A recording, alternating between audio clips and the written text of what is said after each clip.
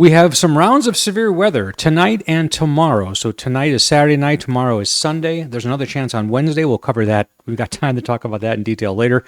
The Storm Prediction Center, which issues severe thunderstorm outlooks way out to 8 days into the future, has chimed in on today. And this is the area for mostly for later on in the evening and overnight tonight. But the green is the lowest risk. This is the marginal risk. It's a 1 out of 5, highest being that purple color. And then we have this second, which is slight, is what it's called. And that does include much of southwest Missouri all the way down to Oklahoma City and just getting into Wichita, those areas there. And so the idea here is that severe thunderstorms are going to generate mostly in these yellow areas where the highest concern for severe weather is. And when we're on the same day or even the next day, they do actually go and get a little more granular on this, because severe thunderstorms would include hail, high winds, and tornadoes, where they're making a separate tornado forecast here. And so the green is 2%, and the brown is 5%. So what does that mean? Well, it's a percent chance of a tornado within 25 miles, as you see on the left there. And so that's, 2%. I'd say most of the severe weather we deal with, we're in these three categories right here, 2, 5, and 10. And they just upgraded this out here from Oklahoma City to Tulsa to 5% risk. Most of the Ozarks, though, all of the Ozarks actually are in at 2%. And there's a reason why this is shaped like a bow like this. And I'll show you the radar, anticipated radar here in just a few seconds. Let's go ahead and look at Sunday, though, while we're at it. So here's Sunday's outlook. So again, I just shifted the entire view eastward a little bit. So again, we have the green around Joplin and Nevada, and then Springfield's included in the yellow, as is Bolivar and Bentonville and Columbia, and then Rolla to Houston to Ava, West Plains, Mountain Home, Arkansas, and all points east are in the level 3 out of 5, which is the enhanced, is what you'll may hear that referred to or see it written, and that's what it has a name, so it's enhanced. I anticipate that maybe tonight or maybe tomorrow morning they may upgrade this to a moderate risk, somewhere around there. And so don't be surprised if you see that. That may include some folks in southwest Missouri, especially the more east you head. If that language sounds familiar, that's the same thing I was saying for the last big severe weather we had here, the outbreak of tornadoes, the Bakersfield, the Rolla, and the Seymour. Those thunderstorms basically started over extreme southwest Missouri in this area and then got worse as they headed off in this direction, basically. So this is the same kind of setup in terms of, they'll start in extreme western Missouri and then get worse as they go east into the evening hours. But it's not exactly the same. There are differences in the wind fields, differences in the amount of moisture available. This one, in many respects, looks maybe as bad. You could make an argument for that. The wind shear profiles are not nearly as favorable for tornadoes in particular, but I think they will occur, but maybe not to the extent that they occurred during that last outbreak. We'll certainly keep an eye on that. And yes, we can get granular with the tornado outbreak as well for tomorrow. Let me erase my last scribblings there. So 2%, 5%, and then there's that 10% I was talking about. That does almost include West Plains and out around Shannon County, but certainly the Boot Heel, northeast Missouri, southern Illinois, parts of western Tennessee and Kentucky are under a 10% chance of a tornado within 25 miles of any point.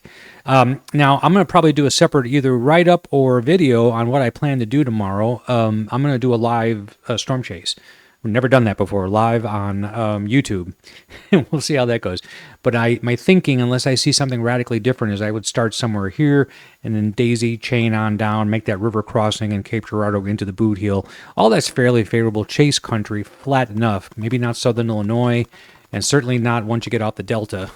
But in those areas I just described, that would be good. But I'll probably do a separate discussion on that here in a minute. Now let's take a look at some model data, including some projected radar data centered on Missouri, and see what we can come up with.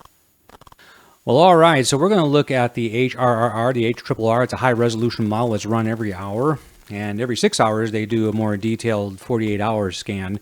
We're just going to show you anticipated radar here. So this is starting out initialized at 1 o'clock today.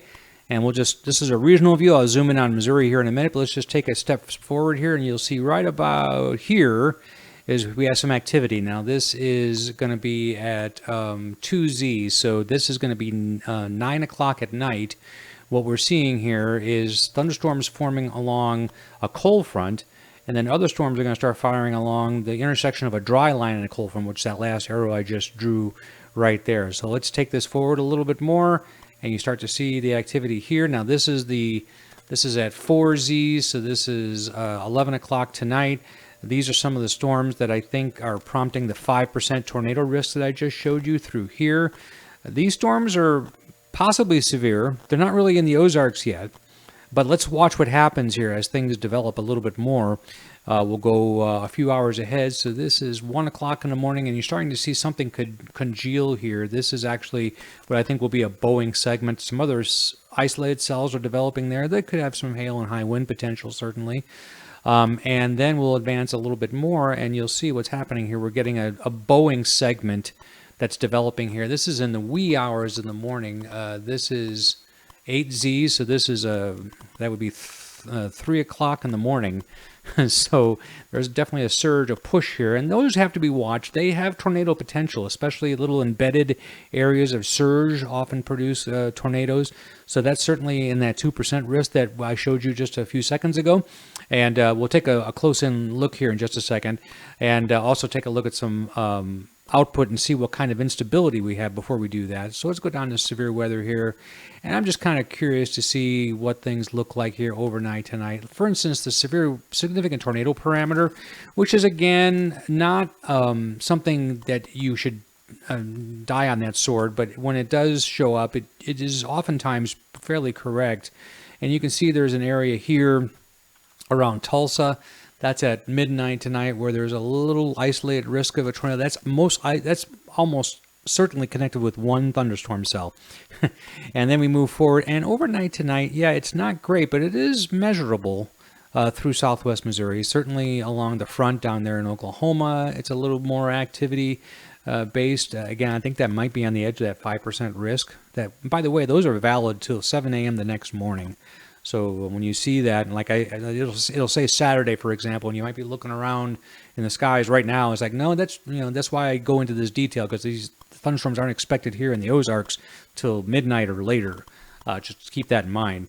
So yeah, we look at that, and we will use these same graphs to look at tomorrow too. And I'll stop this, and we'll zoom in on Missouri now and take a look at that. Okay, a little closer look at that developing bowing segment. So this is the radar, simulated radar, forecast radar at 2 a.m. And this is what I was showing you earlier. This little thunderstorm line is developing here south of Chanute down to around Bartlesville, just off to the east of there. And then if we just advance this is 2 a.m. So here's 3 a.m. So, if this works out, this is the kind of thing where almost certainly this would be a severe thunderstorm warning for multiple counties as it moves forward. And, what you have to watch in these areas oftentimes are these little bowing segments, like right there, for example, or probably maybe right there, and another one maybe down here. These are areas where you'll get rotation in a line of storms that could produce brief tornadoes. Sometimes they're stronger, but I don't think the overall parameters are all that supportive of long-track, severe, really severe tornadoes.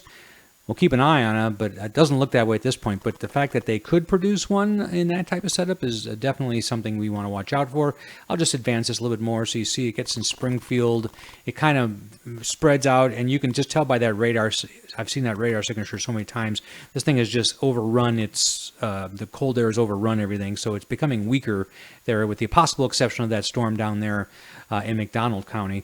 And again, this is all projected radar. It's not a fact. It's a pretty good idea, but it's not exactly, I think. But I think the timing is pretty good. So expect those thunderstorms around Springfield at about 5 a.m. And by the way, where these end up and where eventually they go to die is vital for tomorrow's forecast. So you can kind of see it'll lay down this boundary. This is 8 a.m. here. So wherever this outflow boundary is going to be extremely important for thunderstorm development later on Sunday. So that's something I would keep a very close eye on.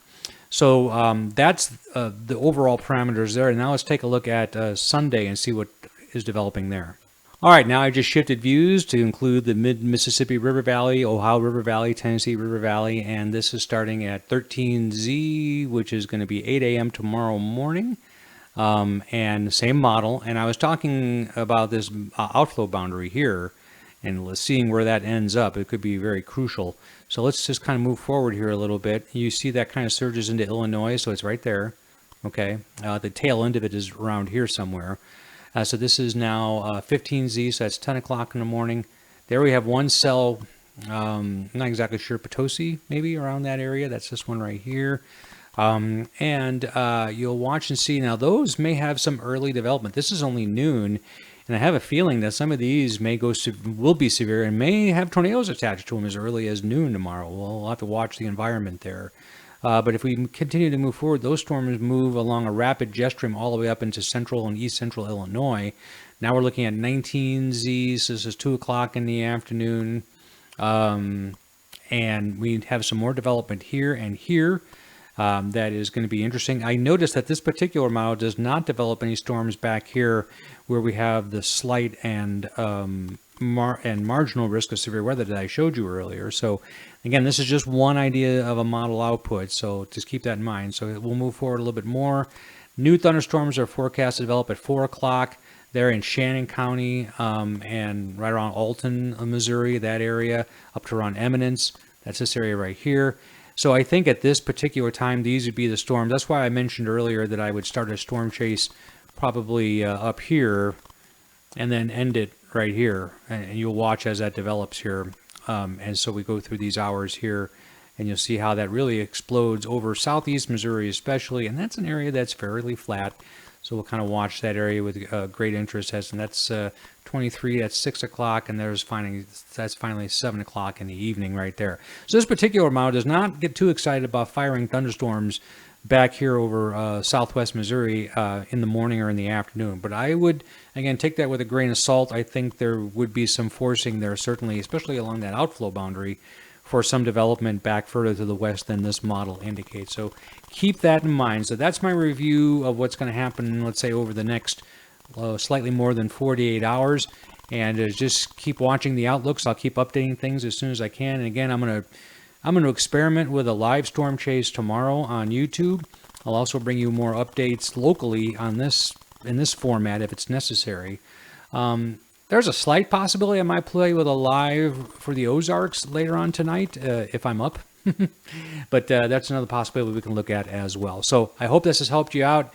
Share it with your friends if you'd like. Like the YouTube channel if you think of it. And turn on notifications, because notifications will let you know every single time I do a new one like this, whether it's the national weather to watch or this heads up or any storm chasing I do.